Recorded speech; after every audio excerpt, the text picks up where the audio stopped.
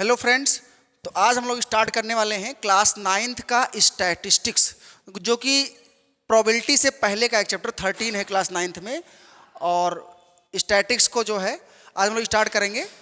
Statics में जो पहला टॉपिक होता है बेसिकली वो होता है डेटा। पूरी स्टैटिस्टिक्स हमारा किस पर बेस्ड होती है? डेटा पर।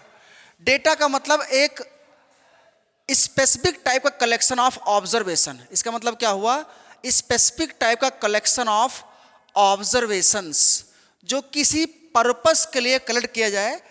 ठीक है, आपके घर के आसपास जितने भी डेटा हैं, अगर उनको किसी पर्पस के लिए अगर कलेक्ट करते हैं या एनालिसिस करने के लिए कलेक्ट करते हैं, चाहे वो न्यूमेरिक डेटा हो या फिर अल्फ़ाबेटिकल डेटा हो और या फिर स्टेटमेंटिकल डेटा हो, बस में आया?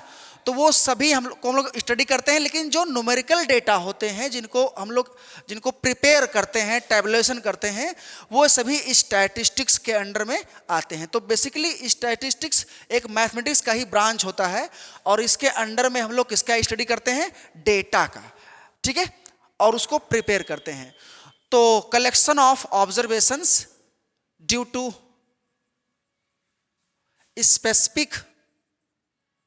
स्पेसिफिक पर्पस, तो उसे क्या बोलेंगे हम लोग? डेटा बोलेंगे। फॉर एग्जाम्पल, जैसे आप अपने क्लास की सभी बच्चों की हाइट मेजर कर लो और एक टेबल बना लो, बस में आया कि नहीं आया?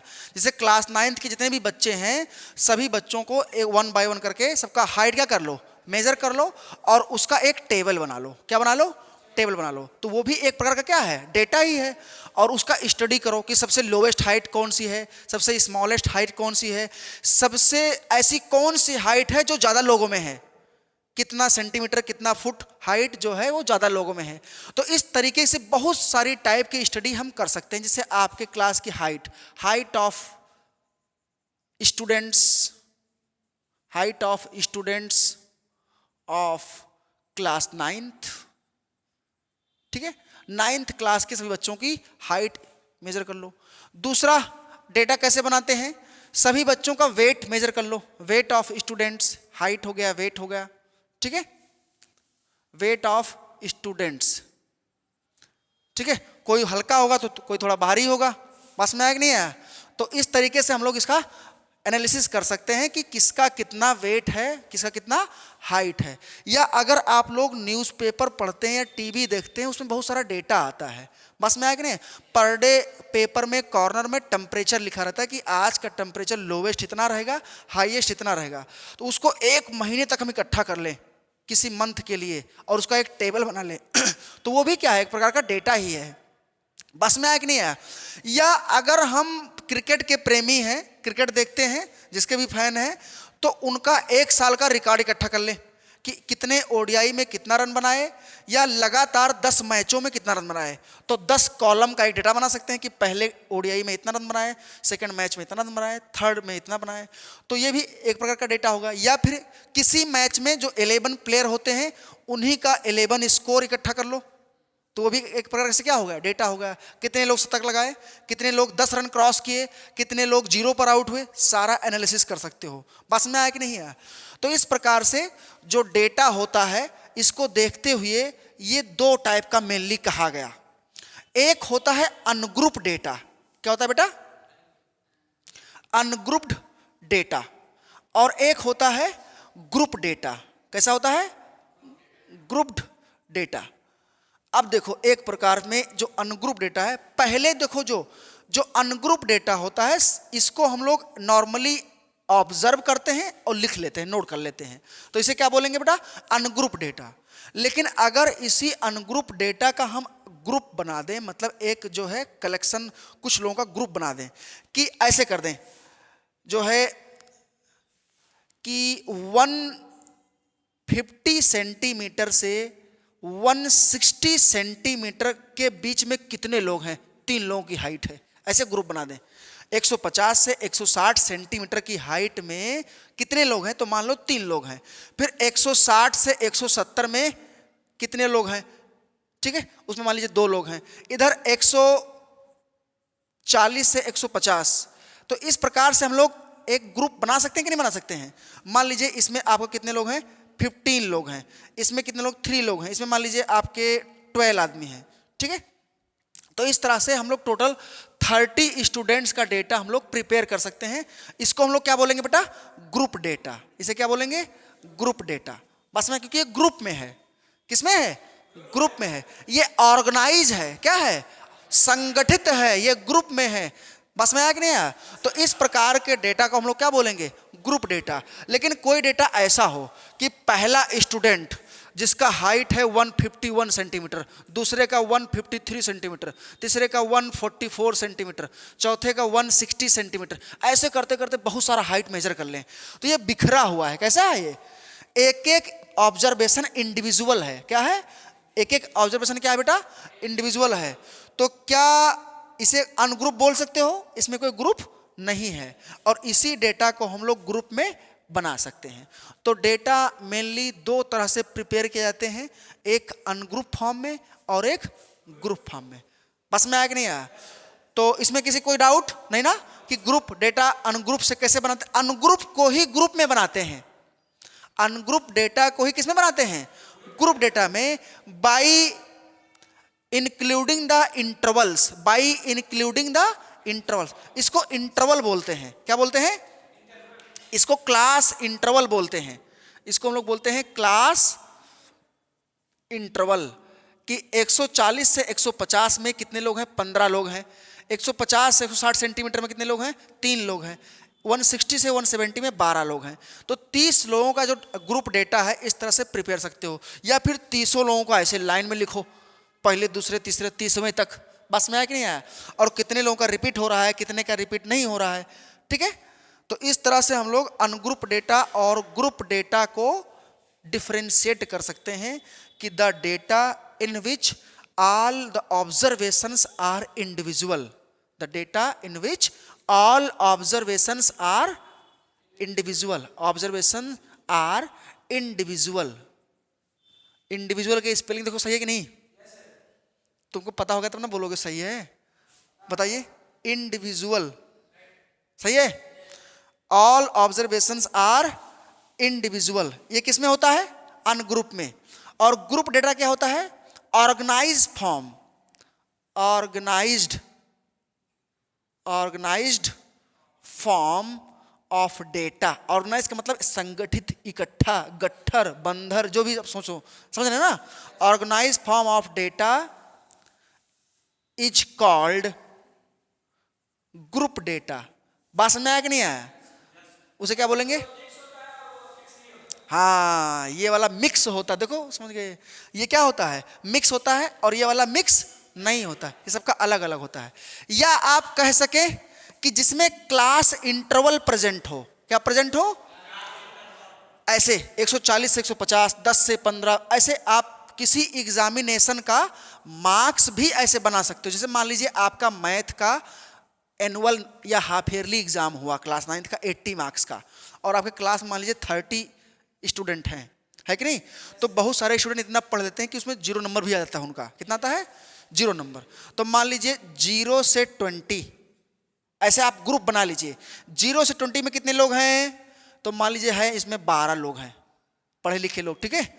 और 20 से 40 इसमें मान लीजिए 4 लोग हैं, कितने लोग हैं, अच्छा। 40 से 60 मान लीजिए इसमें है 24 लोग, नहीं 24 ज़्यादा हो जाएगा जी, इतना कहाँ कोई पढ़ रहा है, 14 लोग हैं, ठीक है।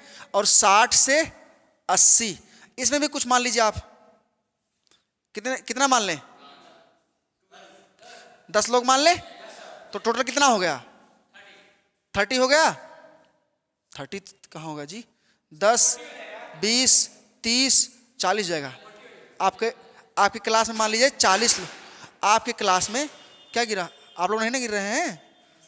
तो आप देख सकते हैं यहां पर बेटा कि आपके क्लास में 40 लोग हैं, और ये इसको हम लोग क्या बोलेंगे, नंबर ऑफ स्टूडेंट, नहीं स्टूडेंट्स, नंबर ऑफ स्टूडेंट्स। और ये क्या है, मार्क्स।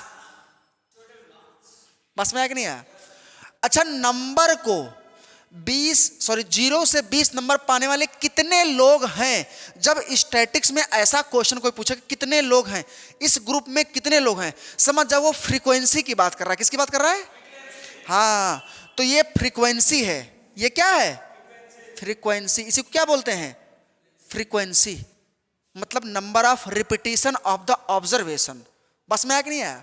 जैसे देखो 160 सेंटीमीटर हाइट मान लीजिए किसी क्लास में 5 लोगों की है, तो अब 160 का फ्रीक्वेंसी कितना हो गया? 5। क्योंकि 160 जो ऑब्जर्वेशन है वो कितने लोगों में पाया जा रहा है? 5 लोगों में पाया जा रहा है। इसका मतलब 160 का ऑब्जर्वेशन 5। ऐसे 0 से 20 का ऑब्जर्वेशन 12, मतलब उसकी फ्रीक्वेंसी 12, इसकी फ्रीक्वेंसी 4, इसकी फ्रीक्वेंसी, टोटल फ्रीक्वेंसी 40। मतलब नंबर ऑफ स्टूडेंट कितने हैं? टोटल 40। ये डेटा कैसा है? ग्रुप के अनग्रुप? ग्रुप है, क्योंकि इसका ग्रुप बना हुआ है अलग अलग। बस में है कि नहीं है? कि 0 से 20 पाने वाले ये लोग हैं 12 लोग, 20 से 40 पाने वाले इधर बैठे हैं, 40 से 60 कहाँ बैठे हैं जी? उधर बैठे हैं, 60 से 80 किधर बैठे हैं? अभी बैठेंगे, थोड़ा देर बाद पढ़ लेंगे तब, ठीक है। 60 से 80 वाले कितने लोग हैं? 10 लोग हैं। तो अब सुनो, इस बात को आप लोग थोड़ा ऑब्जर्व करिए। देखो 12 लोग जो हैं वो 0 से 20 पाए। सबसे, हम अगर आपसे पूछें ऐसा कौन सा ग्रुप है कि जिसमें सबसे ज्यादा स्टूडेंट हैं? देख के बताओ। बहुत सही, 40 से 60 नंबर पाने वाले सबसे ज्यादा लोग हैं। सबसे कम 20 से 40 पाने वाले सबसे कम लोग हैं 4 लोग हैं। तो इस तरह से हम इसकी स्टडी कर सकते हैं। किसकी? ग्रुप डेटा की। बस में आया कि नहीं आया? तो अब देखो ये कहां से बनाया गया होगा? 40 स्टूडेंट का जो क्लास मैथमेटिक्स का जो मार्क्स है उसको नोट किया गया होगा। पहले स्टूडेंट का मार्क्स कितना है, दूसरे का मार्क्स कितना है, तीसरे, अलग अलग नोट किया गया होगा। फिर इस ग्रुप में काउंट करके ऐसे भर दिया गया होगा। बस में है कि नहीं आया? ऐसे हम लोग टैली मार्क भी बना सकते हैं। 12 है तो 12 बार ऐसे लाइन खींच के ऐसे कर देंगे, 1 2 3 4 ऐसे कर दिए, लो जी 5 1 2 3 4 5 5 10 2 12 1 2 3 4 ऐसे इसका 14 बना देंगे, इसका 10 बना देंगे, टैली मार्क बना देंगे, मालूम पड़ जाएगा कितने लोग हैं। तो ऐसे लिखो चाहे ऐसे लिखो, पढ़े होंगे ऐसा। तो ग्रुप डेटा कोई झंझट नहीं पैदा करने वाला है। वो कहां से आता है? अनग्रुप से ही आता है। बस में आया कि नहीं आया? तो इस तरह से हम लोग इस चीज पर डिस्कस किए। अब देखो अनग्रुप डेटा थोड़ा सा और हम बताना चाह रहे हैं आपको। अनग्रुप डेटा में क्या होता है कि सबसे ज्यादा मेहनत उसी में लगता है, अनग्रुप में। और जैसे ही उसका ग्रुप डेटा हम लोग बना देंगे तो ग्रुप डेटा बनाने के बाद अब उसमें स्टडी करने में आसानी रहता है। स्टडी करने में क्या रहता है? आसानी रहता है। और डेटा 2 टाइप का, अनग्रुप और ग्रुप। लेकिन ये तो हो गया उसका जो है व्यवस्थित करने का टाइप। भाई डेटा का टाइप क्या करने का? व्यवस्थित करने का। लेकिन अगर हम लोग मेनली टाइप इसका पूछें तो एक होता है प्राइमरी डेटा और एक क्या होता है बेटा? Secondary data. क्या होता है? Secondary data. बोर मत होइएगा भाई। प्राइमरी डेटा का मतलब जो हम अपनी मेहनत से इकट्ठा करें। प्राइमरी डेटा का मतलब क्या होता है? जो हम लोग अपना मेहनत करके डेटा बनाए, दौड़ दौड़ के क्लास में, स्कूल में, टीवी में देख देख के अपना डेटा बनाए। समझ में आया कि नहीं आया? और सेकेंडरी डेटा का मतलब कि डेटा पहले से कहीं बना रखा हुआ था, हम लोग सिर्फ उसको बस कट पेस्ट कर लिए और उस पर स्टडी करने लगे। बस में आया कि नहीं आया? तो when investigator itself make a data and study the data, then this type of the data is called primary. And when a data is already present and we have to study about it, then that type of the data is called secondary data. बस में आया कि नहीं आया? तो अगर कोई data पहले से बना हुआ है, जैसे आपको होता है हाइट ऑफ स्टूडेंट अभी मेजर करो, तो आप सबको स्टूडेंट को बुलाओगे, हाइट उसका मेजर करोगे, तो उसे क्या बोलेंगे? प्राइमरी। और आप सबकी हाइट मेजर करके एक पेज पर लिख लो, फिर कोई दूसरे दिन दूसरा आदमी आए और सिर्फ ऐसे देख ले, तो उसके लिए वो क्या है? उसके लिए कट पेस्ट है, सेकेंडरी। और आप जो बनाए थे आपके लिए क्या है? प्राइमरी। क्लियर है? जैसे आप किसी टाइम का टेम्परेचर नोट तो करते नहीं है, मतलब स्टडी तो करते नहीं हैं या उसको मेजर तो करते नहीं हैं, लेकिन पेपर में जो टेम्परेचर लिखा है उसको देख लेते हैं, तो वो आपके लिए क्या होगा, सेकेंडरी। लेकिन जो पेपर में मेजर करके लिखा है उसके लिए क्या है। तो डिफरेंस में आया कि नहीं आया, आ गया। जी देखो, इंटरनेट पर मौजूद है बहुत सारा डेटा, इंटरनेट पर बहुत सारा डेटा प्रेजेंट है कि यूपी का या इंडिया का पूरे मान लीजिए किस रेट से जनसंख्या में वृद्धि हो रहा है कि नहीं, पॉपुलेशन में ग्रोथ किस रेट से हो रहा है, वो इंटरनेट पे प्रेजेंट है। उसको सिर्फ आपको सर्च करके देख लेना है, रेट को, हर साल कितना जनसंख्या बढ़ रहा है। लेकिन वो उस पर डालता कौन है, जनसंख्या को काउंट करता है ना, फिर तो डालता है, स्टडी करता है। तो उसके लिए वो कौन सा डेटा हुआ, और आपके लिए बस में आया कि नहीं आया।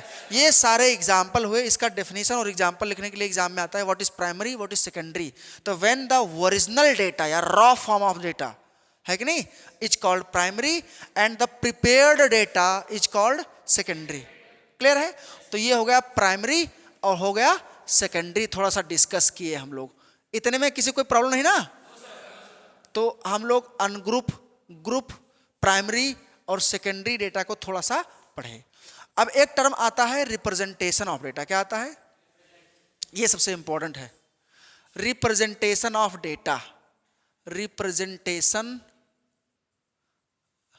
सही लिखा है जी, रिप्रेजेंटेशन ऑफ डेटा। डेटा को कैसे रिप्रेजेंट करेंगे, ठीक है।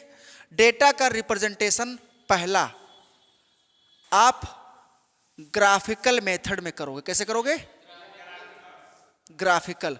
और ग्राफिकल के अंदर क्या क्या रहेगा बेटा, बार ग्राफ और हिस्टोग्राम। क्या रहेगा, बार ग्राफ और हिस्टोग्राम।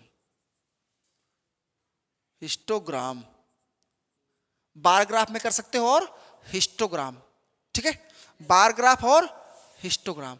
और एक होता है फ्रीक्वेंसी पॉलिनोमियल, होता है कि नहीं होता है, नहीं सुने आप लोग। एक होता है फ्रीक्वेंसी पॉलिनोमियल टाइप में, हम लोग पढ़ेंगे थोड़ा सा आगे, फ्रीक्वेंसी पॉलिनोमियल टाइप में। अच्छा, एक होता है ग्राफ डेटा का रिप्रेजेंटेशन पाई चार्ट में। क्लास 8 में पढ़े होगे तो पढ़े होगे। पाई चार्ट का मतलब ऐसे सर्कल बना दिए और हमें कोई डेटा है, बनाना है, हमारे आसपास के कितने परसेंट लोग चाय पीते हैं। इससे कोई फायदा नहीं डेटा बनाने से, लेकिन ऐसे मान लेते हैं। तो मान लीजिए 10% लोग चाय पीते हैं, 20% लोग दूध पीते हैं, 30% लोग जूस पीते हैं। ऐसे बना लेंगे। कितना परसेंट हो गया, अरे थोड़ा और बढ़ाओ जी, तो ये तो आधा से कम कर रहे हैं, ये 20% हो गया, ये है कि नहीं। बात पागल हो, ऐसे इसमें लिखेंगे अल्कोहल पियोगे। अरे जिसके जरूरत, 10% लोग चाय, दूध, juice, T, very good, T, milk, juice कैसे लिखेंगे, ऐसे ऐसे। तुम लोग कितना स्पेलिंग जानते हो जी। और बचा कितना, 40% लोग मान लेते हैं कितना क्या पीते हैं, कॉफी। अरे हमको यार सही नहीं लग रहा है इंडिया के लिए, है कि नहीं। इंडिया में ज़्यादा लोग लोटा लोटा भर के चाहिए पीते हैं, है नहीं। तो एक काम करते हैं, इसको बना दीजिए कॉफी, और इसको बना देते हैं चाय। बस में आया कि नहीं आया। तो 40% लोग बैठ के हमेशा है जी जूस, 30% कौन लोग पीता है जी, 30% लोग जूस कहाँ पीते हैं। वो दूसरा वाला जूस हम लिखना चाह रहे हैं लेकिन लिख नहीं पा रहे हैं, अब वो जूस ही रखा रहने दीजिए, ठीक है। हाँ जूस। अच्छा, आपके आसपास किसी को जूस पीते हुए देखे हैं, बहुत कम लोग। अरे वहां नहीं, यहां बताओ। तब किसी दुकान पे जाओगे तो वहां मिल ही जाएगा वो आदमी। जैसे हम हॉस्पिटल में गए तो दुनिया भर का बीमार लोग पड़े हुए हैं, तो इसका मतलब पूरा दुनिया बीमार है थोड़ी ना है कि नहीं। या मंदिर में गए तो सब राम राम कर रहे हैं, तो इसका सब भक्त थोड़ी ना हो गए। तो जहां जाओगे वहां वैसे टाइप में, स्कूल में आए सब पढ़ने वाले बच्चे मिल गए तो क्या पूरा सब पढ़ ही रहा है कि नहीं। तो ओवरऑल स्टडी किया जाए तो 30% लोग जूस हमारे सब तो नहीं पीते हैं। जैसे हम जहाँ रहते हैं वहाँ पर 50-60 लोग रहता है, 2-3 आदमी जूस सिर्फ पीते हैं। तो 60 में 3 आदमी जूस पी रहे हैं तो कितना परसेंट हो गया? 20-60, 20-25, 5% भी नहीं हुआ होगा, है कि नहीं? इतना पैसा किसके पास है जी? तो इसमें क्या लिखोगे? पानी लिख दें? अरे पानी तो सब पीता है। चलो ये सब मत बोलो, जूस पीते हैं मान लो। तो बार ग्राफ, हिस्टोग्राम और फ्रीक्वेंसी पॉलीगन में हम लोग ग्राफिकल डेटा को रिप्रेजेंट करते हैं। बार ग्राफ में हम लोग रेक्टेंगल बना के डेटा को रिप्रेजेंट करते हैं इस तरह, है कि नहीं? कि बताइए जुलाई में क्लास 9th में कितने बच्चे आए थे? तो 40 में मान लो 30 लोग आए थे, 30% ऐसा कुछ था। फिर कुछ और था, थोड़ा बढ़ गए, फिर थोड़ा कम हो गए। मैच देखते कि नहीं देखते जी? ऐसे बन के आता कि नहीं आता है? आता कि नहीं आता है? तो ये हो गया आपका बार ग्राफ। ये क्या हो गया? किलो शिखर धवन मार रहा इतना रन, इतना चला गया, 5वें ओवर में मार दिया 20 रन, ठीक है? वो सब पूरा दिखाता है ऐसे। अच्छा ध्यान रहे, ये जो रेक्टेंगल है इसका विड्थ जो है, चौड़ाई, ये हमेशा इक्वल होना चाहिए और इनके बीच में गैप हमेशा क्या होना चाहिए? इक्वल। तो जब हम लोग बार ग्राफ बनाएंगे गैप के साथ, rectangle bar graph with gap, तो उसको हम लोग क्या बोलोगे? Bar graph. जब इनके बीच में गैप होगा तो इसको क्या बोलेंगे? Bar graph. और जब गैप नहीं होगा तो क्या बोलोगे? हिस्टोग्राम। Instagram, histogram. ऐसे ऐसे ऐसे बना देखे कि नहीं देखे हैं? ये लीजिए, ऐसे ऐसे कोई ग्राफ बना दिए, ऐसे बना दिए। ये हो गया मोहन की हाइट, ये हो गई सोहन की हाइट, ऐसे। और ये हो गया मान लीजिए कलुआ अमन की हाइट, और ये हो गया मान लीजिए डेविड की हाइट। डेविड को हम बड़ा थोड़ी करेंगे, वो विदेशी है ना, तो इंडिया वाले से थोड़ी बड़ा करेंगे। ये कौन था जी? अमन कितना छोटा हो गया है। तो जब कोई गैप ना हो तो इसे क्या बोलेंगे? हिस्टोग्राम। अब इंस्टाग्राम में कहाँ गैप होता है? लगातार लोग देखते रहते हैं ना, तो ये होगा हिस्टोग्राम। और बार ग्राफ में क्या होता है? तो इसको बोलेंगे बार ग्राफ, है कि नहीं? तो इस तरह से हम लोग डेटा को रिप्रेजेंट करते हैं। फ्रीक्वेंसी पॉलीगन का क्या होता है? फ्रीक्वेंसी पॉलीगन में इनके हम लोग मिड पॉइंट को ऐसे ऐसे भिड़ा देते हैं, ऐसे ऐसे ऐसे ऐसे बना देखे कि नहीं देखे? अगर आप ये देखो, पाकिस्तान वाला ऐसा खेला था, ऐसा ऐसे विकेट गिरा, ऐसे गिरा, फिर ऐसे गया, ऐसे ऐसा होता कि नहीं होता है? 2 विकेट लगातार गिर गया, हाईट्रिक मारा गया, ये लोग हो। अच्छा इंडिया वाले शुरुआत में आगे थे, ऐसे है? नहीं, शुरुआत में पीछे रहते हैं जी। ओपनर कहाँ चल पा रहा है? शुरुआत में ऐसे थे, फिर राहुल आउट, कोहली आया तो ऊपर चला गया फटाक से, है? सूर्य कुमार यादव आया तो ऐसे चला गया, फिर सूर्य कुमार दूसरा छक्का मार के आउट हो गया, फिर हरा दिया वो यार, सब लोग हरा दिया ऐसे करके नीचे। ऐसे ग्राफ बनाए देखेंगे नहीं? ये है फ्रीक्वेंसी पॉलीगन। इसे क्या बोलते हैं? फ्रीक्वेंसी पॉलीगन टाइप में। बस में आया कि नहीं आया? तो इस तरह का ग्राफ चाहो तो इसको ऐसे भी बना सकते हो या फिर ऐसे भी बना सकते हो। बस में आया कि नहीं आया? तो जब डेटा इस टाइप से प्रिपेयर हो ग्राफ में, बार ग्राफ में, तो इसे बार ग्राफ, इसे हिस्टोग्राम और इसे फ्रीक्वेंसी, और ये आपका पाई चार्ट। इतना ही टाइप का कॉन्सेप्ट क्लास 9th में है। इसके बाद में मीन, मीडियन और मॉड पढ़ना है। उस पर भी थोड़ा 5-5 मिनट डिस्कस करेंगे, फिर क्लास ओवर करेंगे। अगले क्लास से क्वेश्चन लगवाना शुरू करेंगे तीनों पर, ठीक है? एकदम धड़ाधड़ धुआंधाड़ क्वेश्चन शुरू हो जाएगा। इस पार्ट में हम लोग क्या करेंगे? थोड़ा सा डिस्कस कर रहे हैं उसके एग्जाम्पल सहित, उदाहरण सहित हम लोग थोड़ा सा उसे कॉन्सेप्ट पर डिस्कस करेंगे। बताइए।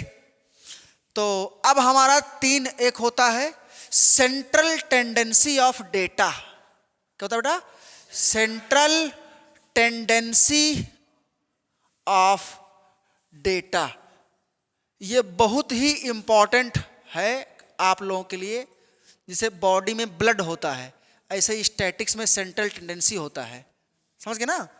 सेंट्रल टेंडेंसी ऑफ डेटा नेमली 3 तरह से मेजर की जाती है, मीन, मीडियन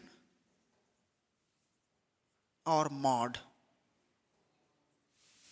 मीन, मीडियन और 3 तरह से। क्लास 9th में भी यही है और क्लास 10 तक भी छुट्टी पा जाओगे, पढ़ लोगे, समझ लोगे तो समझ लीजिए आप क्लास 10 9 दोनों साथ में पढ़ रहे हो। इस तरह से मिक्स टाइप में बता रहे हैं आपको।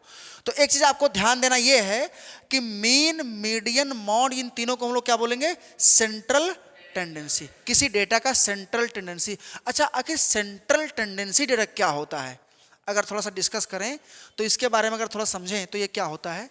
कोई डेटा है, उस डेटा में 3 चीजें ऐसी होती हैं जो उनके मध्य में होती हैं, उनके सेंटर में होती हैं।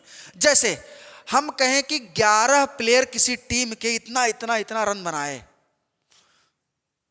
फिर पूछे आपसे ऑन एवरेज सभी लोग कितना रन बनाए। ये हो सकता है कि नहीं क्वेश्चन, ऑन एवरेज सभी लोग कितना रन बनाए। तो सबको ऐड कर दो और 11 से डिवाइड कर दो, बस में नहीं है, सबको क्या कर दे, ऐड कर दो और 11 से डिवाइड कर दो। तो हमारा जो भी स्कोर आएगा वो क्या होगा, एवरेज स्कोर होगा। क्या होगा, तो मीन को एवरेज भी बोलते हैं।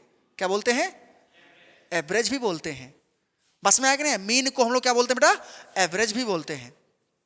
और या फिर दूसरा एग्जांपल सुनो, जैसे आपके क्लास में जितने भी लोग हैं, सभी लोग एग्जाम में जितना भी नंबर पाए हैं, कोई 80 में 30 नंबर, कोई 40, कोई 42, कोई 45, है कि नहीं, कोई 10 नहीं 10, कोई 10 ऐसा करके पाए हैं 40 लोग।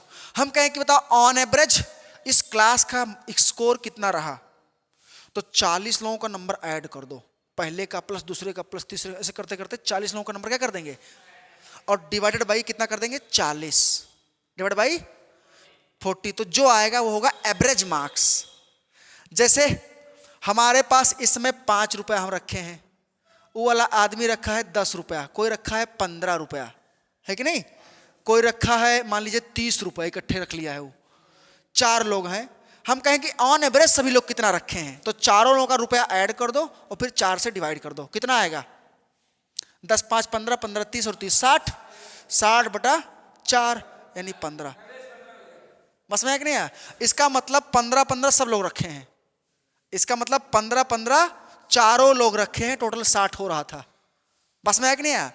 तो total observation divide by number of observation. अगर किसी डेटा का मीन या एवरेज निकालना हो तो उसे कैसे निकालेंगे बेटा, total observation upon number of observation, number of observation.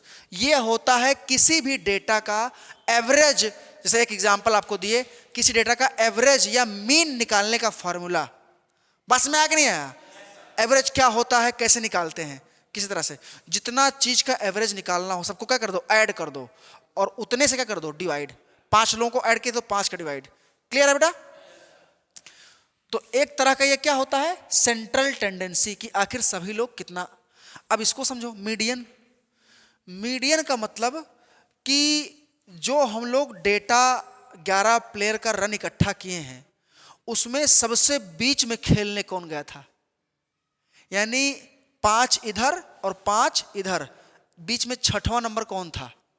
इसे देखो, है कि नहीं, एक प्लेयर, 2 प्लेयर, 3 4 5 6 7 8 9 10 11 प्लेयर हो गए। अब शुरुआत का हम लोग क्या कर देंगे, 5 प्लेयर को कट कर देंगे, हटा देंगे, और लास्ट के 5 प्लेयर को, बीच में 1 प्लेयर बचा कि नहीं बचा, तो जो बीच में 1 प्लेयर बचा यही क्या हो गया, मीडियन। ये क्या हो गया, मीडियन। लेकिन ये कब लागू होगा, जब सबका स्कोर आप या तो असेंडिंग ऑर्डर में कर लें, बढ़ते हुए क्रम में, या फिर डिसेंडिंग में कर लो, तभी ये लागू होगा। या फिर किस में कर लो, डिसेंडिंग में कर लो, या फिर डिसेंडिंग में करो और या फिर असेंडिंग में करो, तभी ये चीज लागू होगा। सबसे कम रन कौन बनाया, उसके बाद, या फिर सबसे ज्यादा कौन बनाया, फिर कौन बनाया, फिर ठीक है, चाहे असेंडिंग में चाहे, फिर 5 को इधर 5 को इधर। अच्छा कैसे मालूम पड़ेगा अगर 12 लोग हैं, मान लीजिए किसी टीम में 12 लोग हैं या किसी क्लास में 12 लोग हैं, 12 लोगों का मीडियन निकालना है तो उसमें बीच में 2 लोग आ जाएंगे।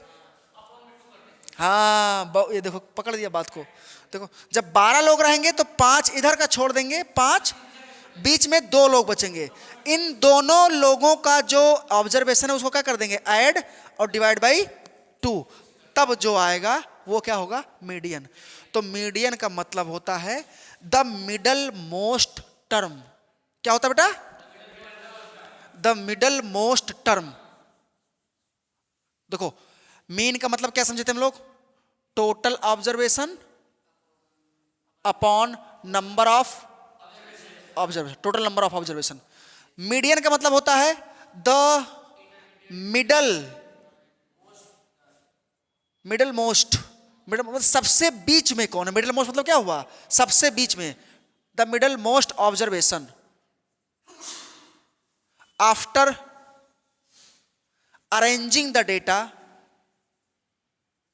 आइदर इन ascending order और in descending order. Descending order और असेंडिंग ऑर्डर के ऑब्जर्व अरेंज करने के बाद में जो सबसे मध्य में सबसे बीच में जो डेटा आएगा, ऑब्जर्वेशन आएगा, उसी को हम लोग क्या बोलेंगे बेटा, मीडियन। क्लियर है।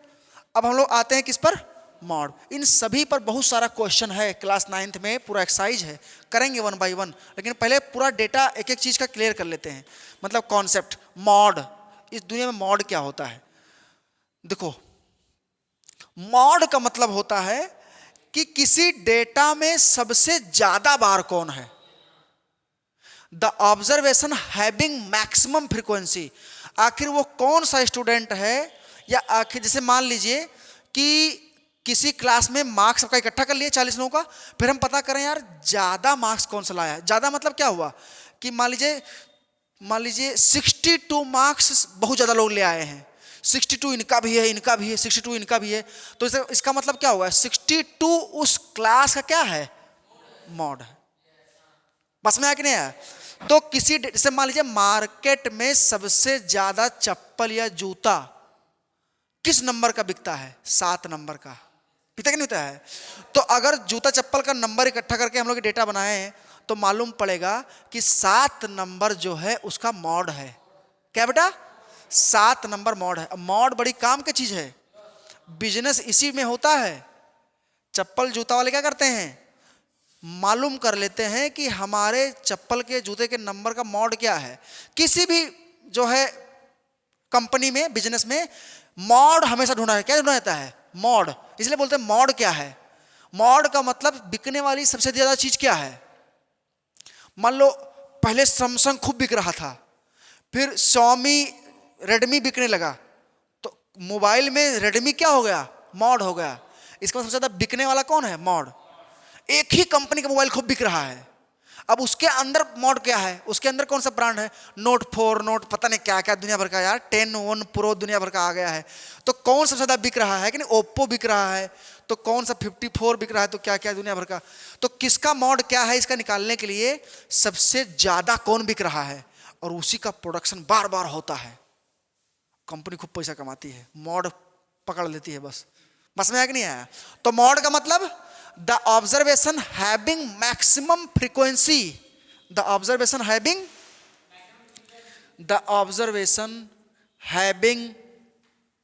maximum frequency। बस में आया कि नहीं आया। तो observation having maximum frequency is called mod। ये तो सभी लोग जानते हैं, लास्ट में इज कॉल्ड बोला जाता है कि नहीं बोला जाता है, इज कॉल्ड मॉड। इतना याद होता है, लास्ट तक इतना याद रहेगा। अभी जाओगे आधा घंटा बाद सिर्फ इतना याद रहेगा, ये सब भूल जाओगे। ठीक है, भूलना कोई बहुत बड़ी चीज नहीं है, बहुत गड़बड़ चीज नहीं है। भूलना एक बहुत अच्छी चीज है, भूलोगे तभी अगला याद करोगे, है कि नहीं। सुबह से शाम तक अगर जितनी भी घटनाएं आपके साथ हो रही हैं सब याद होती चली जाएं तो फट जाओगे, समझ रहे हैं ना। सुबह क्या किए, एक आध दो चीज याद होगा, कहाँ कहाँ गए, कहाँ कहाँ खड़े हुए, किससे बात, कुछ नहीं याद होगा, बहुत कम ही चीजें याद होंगी, समझ रहे ना। तो इसलिए जिस पर फोकस करो वही याद रखो, जो काम की चीजें हो। बाकी माइंड उसको आधा एक घंटा बाद इरेज कर देता है, हटो काम क्या नहीं है। मोबाइल में होता है कैश मेमोरी, नाम सुने हो? एक होता है इंटरनल एक्सटर्नल, एक होता है कैश मेमोरी डेटा। अरे यार, जब आप YouTube और गूगल पर कुछ सर्च करते हो तो थोड़ा सा लिखते हो हाई वाला गाना, तो उसके नीचवा का पूरा आ जाता है, वो होता है क्या, कैश मेमोरी। अगर उसको उसका मोबाइल के अंदर से सफाया कर दो, डिलीट कर दो, तो जो लिखोगे उतना ही आएगा। तो जब एक दो महीना चला लोगे, फिर गाना वाना सुन लोगों को बढ़िया शॉर्ट वॉट देख लोगे ना, तो वो मोबाइल वाला जान जाएगा कि ये हमेशा का देखता है ना। तो जैसे ही तुम ऑन करोगे, अनलॉक करोगे मोबाइल, वो है यूट्यूब पे आने लगा ऐसे, वो सोचेगा फिर खोला मोबाइल, वही देखेगा, फिर वो भेज देगा। पढ़ाई वाला देखोगे तो पढ़ाई वाला आने लगता है, तो उसको क्या बोलते हैं, कैश मेमोरी। बस में आया कि नहीं आया? और वो धीरे धीरे अपने आप उड़ता रहता है, चेंज होता रहता है। तो उसी प्रकार से आपका माइंड है, जिस पर ज्यादा फोकस किए वो आता रहेगा, और जो एक बार सुन के नॉट इंटरेस्टेड, उसको क्या कर देगा, वो इरेज कर देगा। बस में आया कि नहीं आया? जैसे मान लीजिए आप लोग अभी क्या करोगे, ये स्टैटिक्स पढ़े इतना समझे, अब यहाँ जाओगे तो क्या कहोगे, स्टैटिक्स नॉट इंटरेस्टेड, तो वो उड़ जाएगा। और भोजपुरी सॉन्ग इंटरेस्टेड, तो वो फटाक से आ जाएगा। समझ रहे हैं ना, कि फलाना ये जीजा गए वहाँ, पता नहीं क्या क्या गाना यार दुनिया भर का। तो इतना हम लोग समझे। अगले क्लास में हम लोग अभी डिस्कस कर लिए, इतना आप लोग करिएगा, थोड़ा सा पढ़ के आइएगा। अगले क्लास में हम लोग पूरा क्वेश्चन करेंगे, mean median mode bar graph histogram पूरा निपटा देंगे घंटे में, ठीक है, धड़धड़ा देंगे। चलो, थैंक यू एवरीवन।